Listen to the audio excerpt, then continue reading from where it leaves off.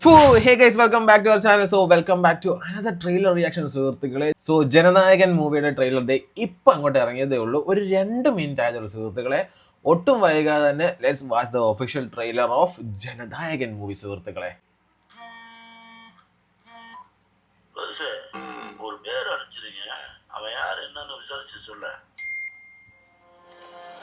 തളപതി വെട്രിക്കൊടി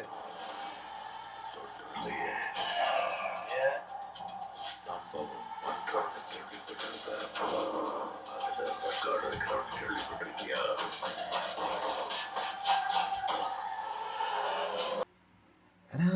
ഭഗവത് കേസരി തന്നെ ആണെന്നാണ് എൻ്റെ ഒരു കണക്കുകൂട്ടല്. ലെറ്റ്സ് സീ ബാക്കി. സംഭവം മെയിൻ പ്ലോട്ട് ഭഗവത് കേസരി തന്നെയാണ്, ബട്ട് എന്നാൽ പോലും അതിനകത്ത് വേറെ കുറേ അഡീഷണൽ സാധനങ്ങളൊക്കെ അവർ ആഡ് ചെയ്തിട്ടുണ്ട് കേട്ടോ. സാധനം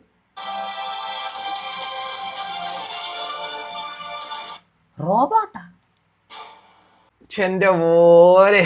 അപ്പോൾ ഒരു കാര്യം ഉറപ്പായി, ഭഗവത് കേസരിയുടെ ഒഫീഷ്യൽ റീമേക്ക് എന്ന് പറയാൻ പറ്റത്തില്ല, ബട്ട് എന്നാലും സം കൈൻഡ് ഓഫ് ഒരു ഭഗവത് കേസരിയാണ്. പിന്നെ കുറച്ച് പൊളിറ്റിക്സ് ഇതിനകത്ത് ആഡ് ഓൺ ചെയ്തിട്ടുണ്ട്. ഐ മീൻ പുള്ളിക്കാരൻ ഇനിയിപ്പം പൊളിറ്റിക്സിലോട്ട് ഇറങ്ങുകയാണല്ലോ, ഐ മീൻ ഓൾറെഡി ഇറങ്ങിയല്ലോ.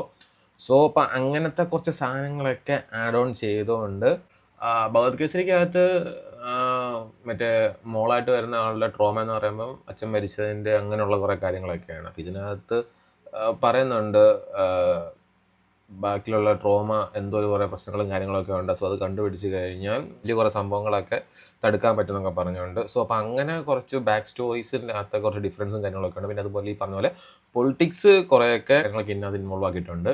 അത് ഞാൻ ഈ പറഞ്ഞ പോലെ പുള്ളിക്കാരൻ പൊളിറ്റിക്സിലോട്ട് ഇറങ്ങുന്നത് കൊണ്ട് അങ്ങനത്തെ ഒരു സാധനങ്ങളൊക്കെ ഇംപ്ലിമെൻറ്റ് ചെയ്തതായിരിക്കും മേ ബി.